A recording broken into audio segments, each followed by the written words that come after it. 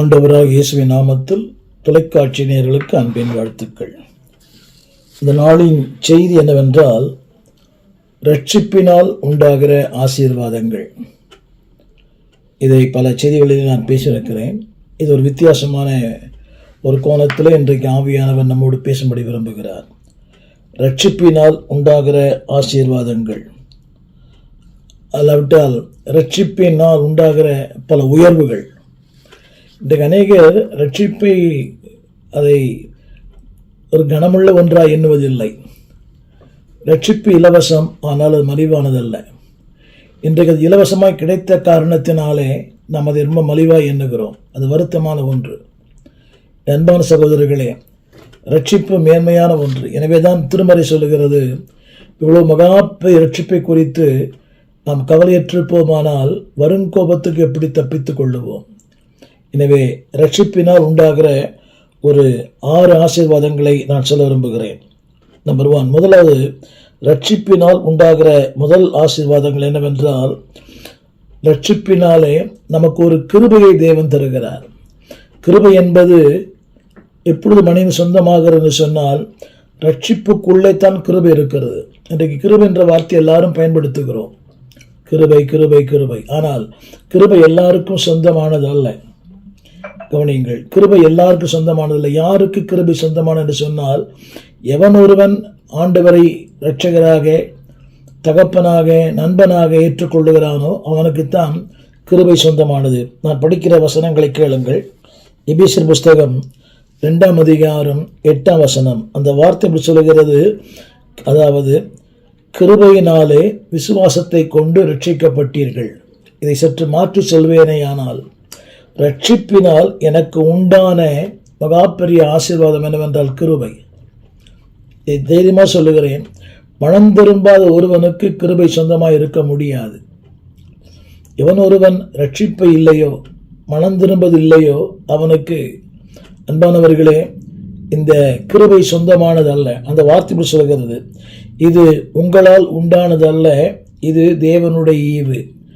அப்படின்னா ரட்சிப்பு யாருக்கு சொந்தம் என்று சொன்னால், எவன் ஒருவன் அந்த கிருபை யாருக்கு சொந்தம் என்று சொன்னால், எவன் ஒருவன் தேவனை ஏற்றுக்கொண்டிருக்கிறானோ, எவன் ஒருவன் தேவனுடைய வார்த்தையினால், வசனத்தினால், எவன் ஒருவன் தேவனுடைய அந்த அபிஷேகத்துக்குள் இருக்கிறானோ.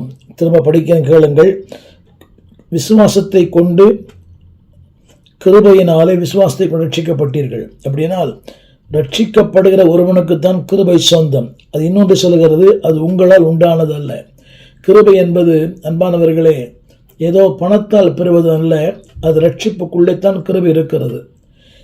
அது மட்டுமல்ல, இந்த வார்த்தை சொல்லுகிறது, இது தேவனுடைய ஈவு. திரும்ப அந்த வார்த்தையை நான் படிக்கிறேன் கேளுங்கள்.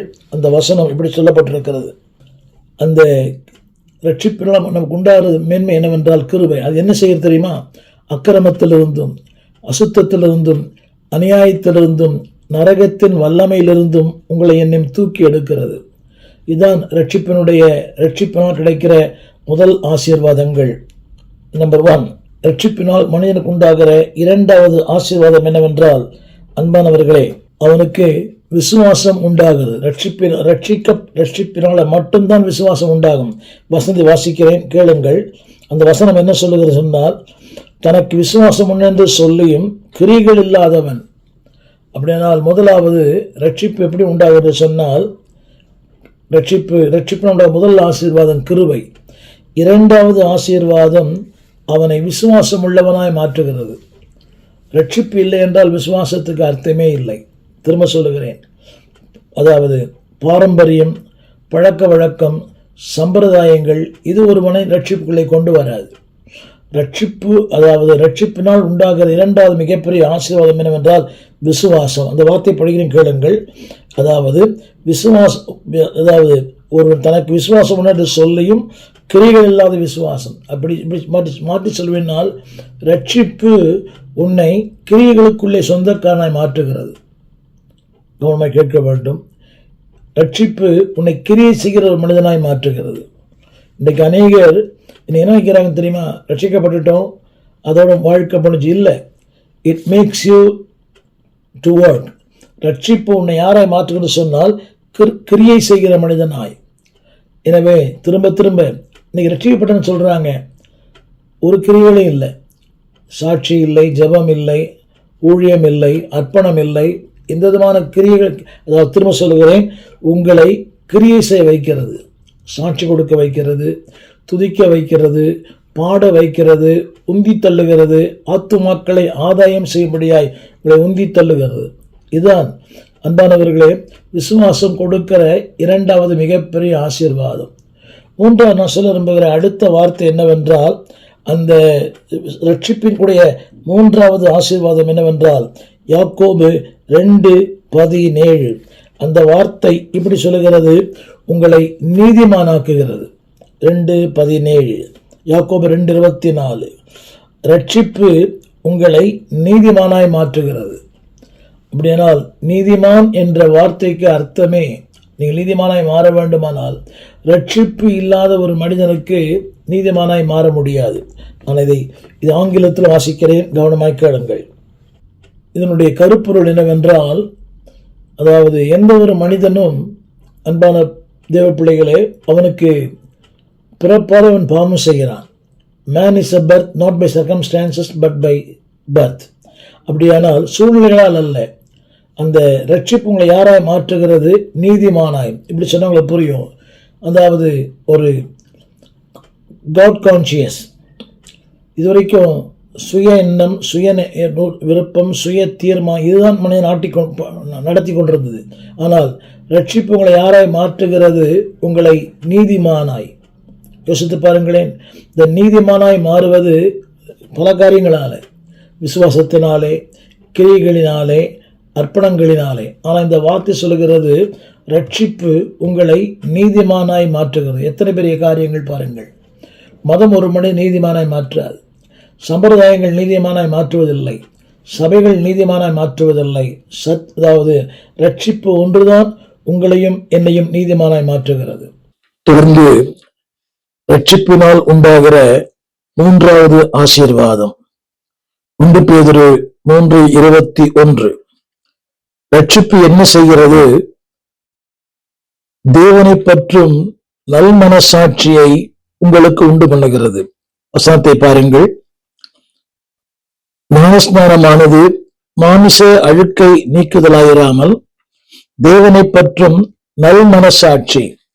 அப்படியானால் அந்த நல் மனசாட்சியை எப்படி வரும் என்று சொன்னால், இயற்கையாக நல் மனசாட்சி இல்லை. திருமறை சொல்லுகிறது, மனிதர்கள் பாவம் செய்து தேவ மகிமையற்றவர்களானார்கள். இழந்து போன தேவ மகிமையை தருவதுதான் மீட்பு, ரட்சிப்பு. திரும்ப சொல்லுகிறேன், மதம் தருவதில்லை, மார்க்கங்கள் தருவதில்லை, தத்துவங்கள் தருவதில்லை. அந்த ரட்சிப்பை தருவது அந்த சுத்த மனசாட்சி தருவது. திரையிலே பாருங்கள், தேவனை பற்றும் நல் மனசாட்சி. அப்படியானால் அந்த நல் மனசாட்சி எப்ப வரும் தெரியுமா? நல்லவனா இருப்பதனால் அல்ல. நல்லவனா இருப்பது நல்லது, ஆனால் அந்த நல் மனசாட்சி ரட்சிப்புக்குள்ளே கர்த்தர் வைத்திருக்கிற மிகப்பெரிய ஆசீர்வாதங்கள். அதை இப்படி சொல்வேனால் அன்பானவர்களே, அது என்ன செய்யும் என்று சொன்னால், உங்கள் வாழ்க்கையை முற்றிலும் மாற்றி அமைக்கிறது நல் மனசாட்சி. அது மாத்திரமல்ல, ரட்சிப்பு உங்களுக்கு செய்கிற இன்னொரு ஆசீர்வாதம், அவருடைய உயிர்த்தெழுதலுக்கு உங்களை பங்குள்ளவனாய் மாற்றுகிறது. திரையை பாருங்கள். 1 பேதுரு 1:21 தேவனை பற்றும் நல் மனசாட்சி. இரண்டாவது, உங்களை கிறிஸ்துவின் உயிர்த்தெழுதலுக்கு உங்களை பங்குள்ளவனாய் மாற்றுகிறது. இன்றைக்கு அநேகர் இந்த ரட்சிப்பை சர்வசாதாரண எண்ணுகிறார்கள். இன்னைக்கு அநேகருக்குள்ள ஒரு எண்ணம், நான் பரம்பரை கிறிஸ்தவன், எனக்கு வேதம் தெரியும், எனக்கு அது தெரியும், இது தெரியும். நல்லது. ஆனால் அன்பானவர்களே, இந்த பாரம்பரியம், சம்பிரதாயங்கள், தலைமுறை அது உங்களை ரட்சிக்காது, உங்களை மாற்றாது. கிறிஸ்துவின் அந்த மனம் திரும்புதல், மீட்பு, அந்த பாவ மன்னிப்பு, இது ஒன்றுதான் உங்களை வாழ்க்கையை மாற்ற முடியும். இது என்ன செய்கிறது என்பதை நான் தொடர்ந்து உங்களோடு பேசிக் கொண்டிருக்கிறேன். முதலாவது குறிப்பு சொல்லுகிறேன். அது என்ன செய்கிறது சொன்னால், உங்களுக்கு கிருபையை தருகிறது. இரண்டாவது, உங்களுடைய வாழ்க்கையில உங்களுக்கு விசுவாசத்தை தருகிறது. யாக்கோபு 2:14. மூன்றாவது, அதே வசனத்துல யாக்கோபு 2:17 ரட்சிப்பை உங்களை நீதிமானாய் மாற்றுகிறது. 1 பேதுரு 3:21 தேவனை பற்றும் நல் மனசாட்சியை உடையவனா உங்களை மாற்றுகிறது. என்னை கேட்டுக்கொண்டிருக்கிற அன்பு தேவ பிள்ளையே, இது don't take it very lightly, don't take it very easy. எனவேதான் வேதம் சொல்கிற திரும்பமாக இவ்வளவு பெருவான ரட்சிப்பை குறித்து கவலையற்றிருப்போமானால் வரும் கோபத்துக்கு எப்படி நீங்கள் தப்பித்துக் கொள்ளுவீர்கள்? வரும் கோபத்துக்கு தப்பித்துக் கொள்கிற வாழ்க்கை அல்ல, ஒரு மேலான வாழ்க்கை. நான் சொல்ல விரும்புகிறேன். அது என்ன செய்ய சொன்னால் ரோமர் 8:24 ரட்சிப்பு ஒரு நம்பிக்கை உங்களுக்கு தருகிறது. It gives a hope. இன்றைக்கு மனிதனுக்கு நம்பிக்கை இல்லை, நிலையற்ற ஒரு வாழ்க்கை. கேட்டு பாருங்களேன், நம்பிக்கை இல்லாத ஒரு உலகம், எதுவுமே நம்பிக்கை இல்லை. யாக்கோபு சொல்வது போல நாளை நம்முடையது அல்ல, ஆனால் ரட்சிப்பு ஒரு நம்பிக்கை கொடுக்கிறது. திரும்ப அந்த வார்த்தை 3 முறை வருகிறது, நம்பிக்கையினாலே, நம்புகிறது. அப்படியானால் இந்த பூமியிலே ரட்சிப்பு உங்களுக்கு நம்பிக்கை கொடுக்கிறது. என்ன நம்பிக்கை தெரியுமா? அதாவது நீங்கள் செய்கிற ஒவ்வொரு கிரியைகளுக்கும் ஒரு பலன் உண்டு. நன்மைக்காயிலும் தீமைக்காயிலும் நீங்கள் செய்கிற ஒன்றை நிச்சயமாய் நீங்கள் அதற்குரிய பலனை பெறுவீர்கள். பலனையும் பெறுவீர்கள், பலனையும் பெறுவீர்கள். என்னை கேட்டுக்கொண்டிருக்கிற அன்பு தேவ பிள்ளையே, யூ வில் கெட் ரிவார்ட். இன்றைக்கு ஊழியம் செய்கிற அநேக ஊழியக்காரர்களை பார்க்கிறோம். ஏழ்மை, வறுமை, இல்லாமை. ஏழு சொன்னார், எல்லாம் இழந்து போனாலும் என் மீட்பர் உயிரோடு இருக்கிறார். அந்நிய கண்கள் அல்ல, என் சொந்த கண்களை காணும். இதைத்தான் சங்கீதக்காரன் சொல்லுகிறான், நான் நம்புகிறது அவராலே வரும். அப்படியானால் உங்கள் நம்பிக்கையே ரட்சிப்புக்குள் இருக்கிறது. Salvation gives the hope. கடைசியாக சொல்ல விரும்புகிறேன், 1 கொரிந்தியர் 3:15 ரட்சிப்பு உங்களை பாதுகாக்கிறது. அது மட்டுமல்ல, அக்கினியிலிருந்து உங்களை தப்புவிக்கிறது. இந்த வசனத்தை வாசிக்க கேளுங்கள். 1 கொரிந்தியர் 3:15 அதுல சொல்லப்பட்டிருக்கிறது, கவனியுங்கள், அக்கினியிலிருந்து தப்பினது போல. 1 கொரிந்தியர் 3:15 அவன் ரட்சிக்கப்படுவான், அதுவும் அக்கினியிலிருந்து தப்பினது போல இருக்கும். அப்படியானால் ரட்சிப்பு எதை கொண்டு வருகிறது? It save from fire. நான் ஒவ்வொன்றாக சொல்ல விரும்புகிறேன், கவனியுங்கள். முதலாவது கிரேஸ், ரட்சிப்பு கிருபையை தருகிறது. 2வது உங்களை கிரியை செய்கிற மனிதனாய் மாற்றுகிறது. 3வது ரட்சிப்பு நம்பிக்கை தருகிறது, ஹோப். 4வது ரட்சிப்பு அக்கினிலிருந்து, வசனம் சொல்கிறது, அக்கினிலிருந்து உங்களையும் என்னையும் தப்புவிக்கிறது. அந்த வசனம் சொல்கிறது, அன்பானவர்களே, இந்த உலகத்துல ஆண்டவரை விட்டு ஆண்டவரை தூரப்படுத்துகிற எல்லாமே வேதம் சொல்கிறது அவன் நஷ்டம் அடைவான். 2 ஆஸ்தி, உயர்ந்த கல்வி, செல்வாக்குகள் எல்லாம் இருக்கலாம். வேதம் சொல்கிறது அவன் கட்டுவான், அது வெந்து போகும், அவன் நஷ்டமடைவான். ஆனால் அந்த 1 கொரிந்தியர் 3:15 அக்கினியிலிருந்து அவன் தப்புவிக்கப்படுவான். என்னை கேட்டுக்கொண்டிருக்கிற அன்பு தேவ பிள்ளையே, ஒரு மாபெரும் அக்கினி அங்கே அவியாது, அது அங்கே முடிவே இல்லை. அந்த ஐஸ்வர்யவான், நானோ இங்கே இந்த அக்கினிலே சாகிறேன். ஆனால் அன்பு தேவ பிள்ளையே, ரட்சிப்பு மட்டும்தான் அக்கினிலிருந்து உங்களை தப்புவிக்கும். நான் சொல்கிற வாழ்க்கையின் அக்கினி, எதிர்காலத்தின் அக்கினி, முடிவில்லாத அக்கினி. அந்த அக்கினி சூழலிலிருந்து உங்களை தப்புவிப்பது மதம் அல்ல, மார்க்கம் அல்ல, சபை அல்ல, கிறிஸ்துவனுடைய அந்த ரட்சிப்பு. இதை கேட்டுக்கொண்டிருக்கிற அன்பு தேவ பிள்ளையே, இட் சேவ் ஃப்ரம் ஃபயர். ரட்சிப்பு நம்பிக்கை தருகிறது, ரட்சிப்பு உங்களை நீதிமானாக்குகிறது. அது மட்டுமல்ல, ரட்சிப்பு உங்களை கிரியை செய்ய வைக்கிறது. நான் ஆரம்பத்தில் சொன்னேன், ரட்சிப்பு உயிர்த்தெழுதலுக்கு உங்களை சொந்தப்படுத்துகிறது. ரட்சிப்பு உங்களுக்கு விசுவாசத்தை தருகிறது. இந்த நாளிலே செய்தி கேட்டுக்கொண்டிருக்கிற யாரானாலும், ரட்சிப்பு என்ற வார்த்தை எண்ணங்களின் மாற்றம், சுபாவங்களின் மாற்றம், வாழ்க்கையின் மாற்றம், ஆசையின் மாற்றம், விருப்பங்களின் மாற்றம். Is right about. ரட்சிப்பு என்பது ஒரு சபை மாற்றம் அல்ல, ரட்சிப்பு என்பது வாழ்க்கையின் மாற்றம். என்னை கேட்டுக்கொண்டு என்பது பிள்ளையே, அனைவரும் ரட்சிக்கப்பட்டீங்களா? அவங்களுக்கே தெரியல. ரட்சிப்பு என்பது, அன்பானவர்களே, it is not a presumption. It is a confirmation. யாரோ சொல்லி அல்ல, என் மனைவியை கேட்கிறேன், கணவனை கேட்கிறேன், பிள்ளைகளை இல்லை. ரட்சிப்பு என்பது தனிப்பட்ட அனுபவம். Is a personal experience with the Lord. தேவனோடு கூட ஏற்படுத்தப்படுகிற ஒரு தனிப்பட்ட அனுபவம். ரட்சிப்பின் இன்னொரு வார்த்தை சுய சித்தத்திலிருந்து தேவ சித்தம் செய்வது. அப்போஸ்தலர் 9ஆம் அதிகாரத்துல சுயம் சித்த ஒரு மனிதனை ஆண்டவர் தேவ சித்தம் செய்கிற மனிதனாய் மாற்றினார். அன்பார்ந்தவர்களே, self will became God's will. இதனால ரட்சிப்பு சுய சித்தத்தை விட்டு விட்டு தேவ சித்தம் செய்ய வைக்கிறது, நம்பிக்கை தருகிறது, விடுதலை தருகிறது. கடைசியா சொன்னேனே, அக்கினியிலிருந்து உங்களை தப்புவிக்கிறது. என்னை கேட்டுக்கொண்டிருக்கிற அன்பு தேவ பிள்ளையே, நீ தப்புவிக்கப்பட வேண்டுமானால் ஒரே வழி ரட்சிப்பு மாத்திரமே. ரட்சிப்பு மட்டுமே உங்கள் அக்கினியிலிருந்து உங்களை தப்புவிக்கும். எனவே தேவன் கொடுக்க இலவசமான ரட்சிப்பு, நாளைக்கு அல்ல இன்றைக்கே. திரும்ப சொல்லுவது, இன்றைய ரட்சண நாள், இன்றைய அனுக்கிரக காலம். ரட்சிப்பின் நாளை பயன்படுத்திக் கொள்ளுங்கள். ரட்சிப்பின் நாள் உங்களுக்கு என்று ஆயத்தமா இருக்கிறது. அந்த ரட்சிப்பை அன்பார்களே இலவசமானது, தேவன் கொடுக்கிற மிகப்பெரிய வெகுமதி. இந்த ரட்சிப்பை விட்டுவிட வேண்டாம். எதை இழந்தாலும் உமை இழப்பேனோ வாழ்வு தந்தவரே, வாழ்வு தந்தவரை ஏற்றுக்கொள்ளுங்கள். வாழ்வு தந்தவருக்கு உங்கள் அர்ப்பணியுங்கள். நீங்கள் வாழ்வீர்கள், வளர்வீர்கள், செழிப்பீர்கள். உங்களுக்காக ஜெபிக்க விரும்புகிறேன். ஜெபிப்போம். வானத்தையும் பூமியையும் படைத்த நல்ல ஆண்டவரே, இந்த அருமையான வேலைக்காக நன்றியோடு துதிக்கிறோம். எவ்வளவு பிரதம ரட்சிப்பை குறித்து கவலையற்று போதானால் நாங்கள் வரும் கோபத்துக்கு எப்படி தப்பித்துக் கொள்ளுவோம்? தேவனே, வரப்போகிற மிகப்பெரிய அக்கினிக்கு, மிகப்பெரிய அழிவுக்கு எங்களை விடுதலையாக்கி எங்களை பாதுகாத்துக் கொள்ளும். ரட்சிப்பின் நீதிமானாக்குகிறது, நம்பிக்கை கொடுக்கிறது, அக்கிரம விடுவிக்கிறது, தேவனோடு எங்களை இணைக்கிறது, தேவனுடைய உடன்படிக்கைக்கு சொந்தக்காரராய் மாற்றுகிறது.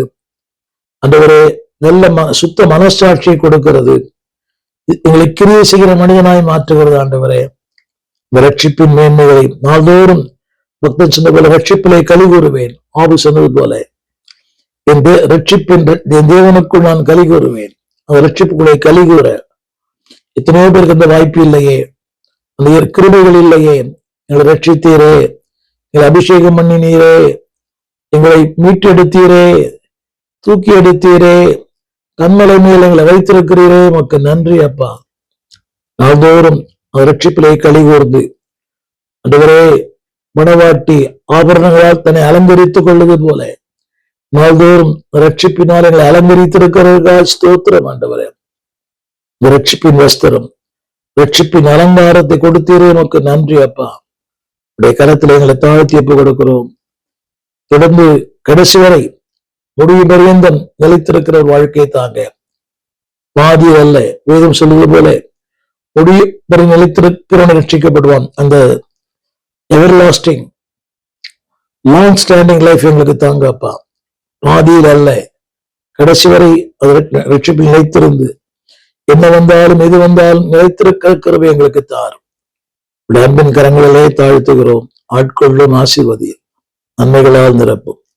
ஆண்டவர் இயேசுவின் நாமத்தில் வேண்டிக் கொள்ளுகிறோம் நல்ல பிதாவே, ஆமென். அன்பான தேவ பிள்ளைகளே, ரட்சிப்பின் மேன்மைகள், ரட்சிப்பின் ஆசீர்வாதங்கள் விளையற பெற்றது. உறுதியாக பற்றிக் கொள்ளுங்கள்.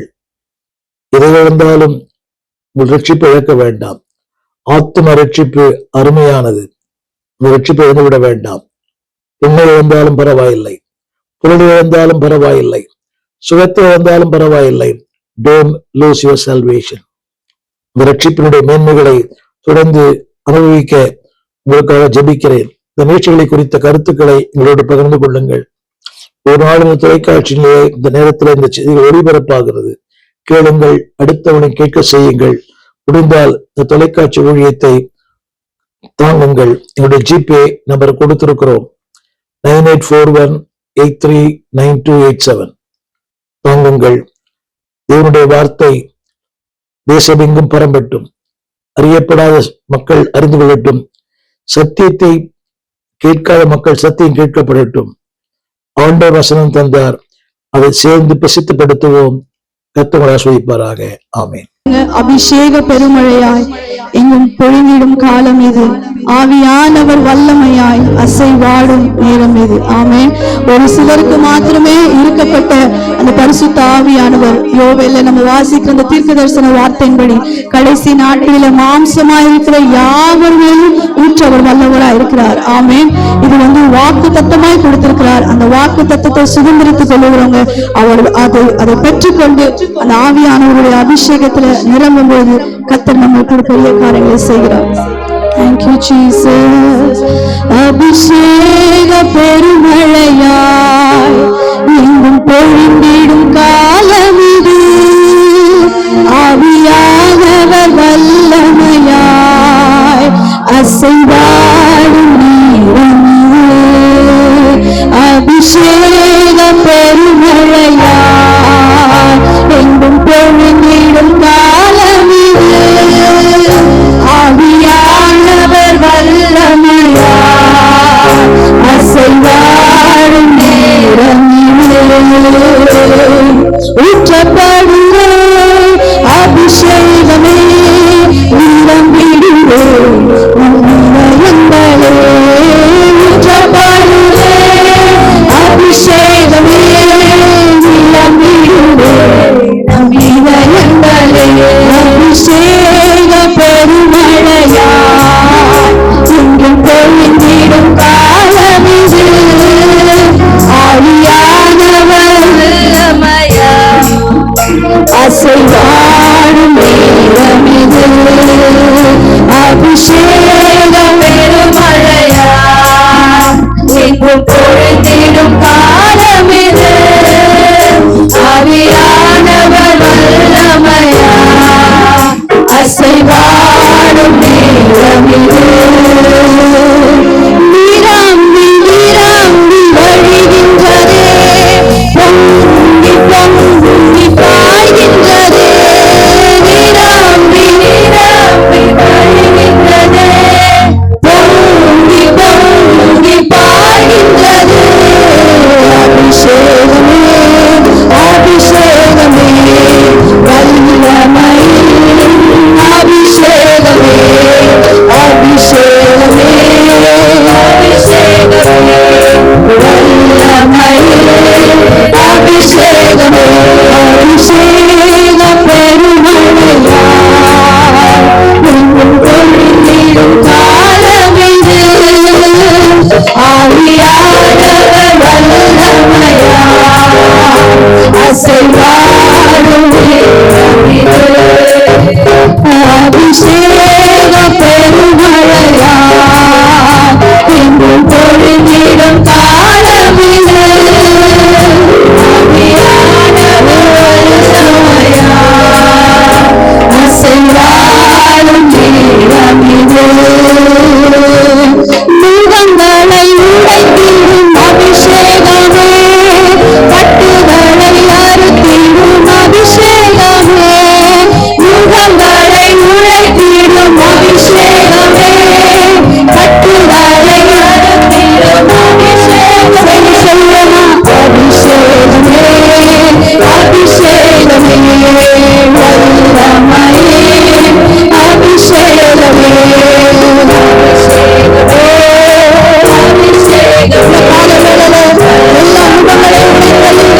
அபிஷேகமே அபிஷேக பெருமழையாய் எங்கும் பொழிந்திடும் காலம் இது.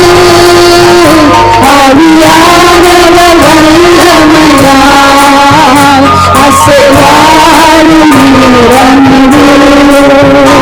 அபிஷேக பெருமழையாய் எங்கும் பொழிந்திடும் காலம் இது.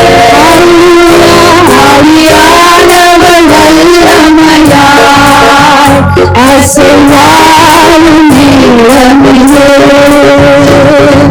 நோய் விட்டு இறங்கிய கிரியே மீண்டும் நான் இறங்கட்டுமே. மேலே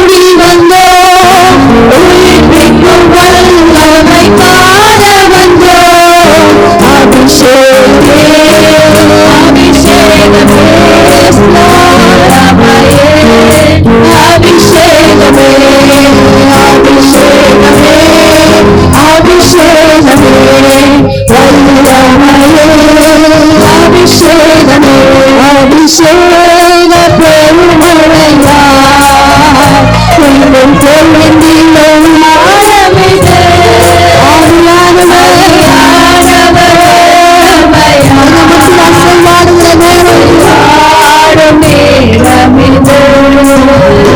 அபிஷேக பெருமழையாய் எங்கும் பொழிந்திடும் காலமிது.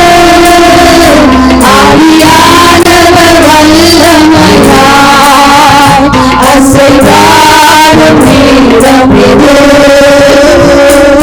ஜீவ நதியிலே மூழ்கிடுவோம், வல்லமையால் நாம் நிரம்பிடுவோம். ஜீவ நதியிலே மூழ்கிடுவோம், வல்லமையால் நாம் நிரம்பிடுவோம். அபிஷேகமே அபிஷேகமே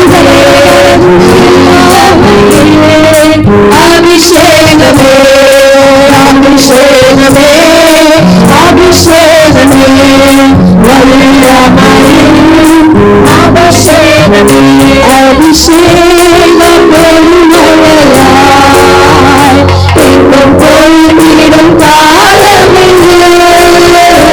ஆவியானவர் வல்லமையாய் அசைவாடும் நேரமிது. அபிஷேக பெருமழையாய் எங்கும் பொழிந்திடும் காலமிது. ஆவியானவர் வல்லமையாய் அசைவாடும் நேரமிது.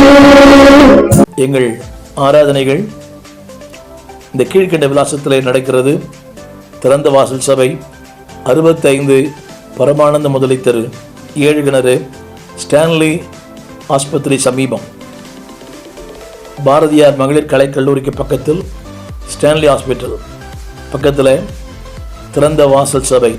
ஒவ்வொரு ஞாயிற்றுக்கிழமை காலை 8 மணி முதல் 10 வரை, மாலை 6 மணிலிருந்து 8 வரை வினார நடக்கிறது. பங்கு பெறுங்கள். ஒரு நாளும் செவ்வாய்க்கிழமை 12 மணிக்கும் வெள்ளிக்கிழமை 12 மணிக்கும் ஜெபங்கள் நடக்கிறது.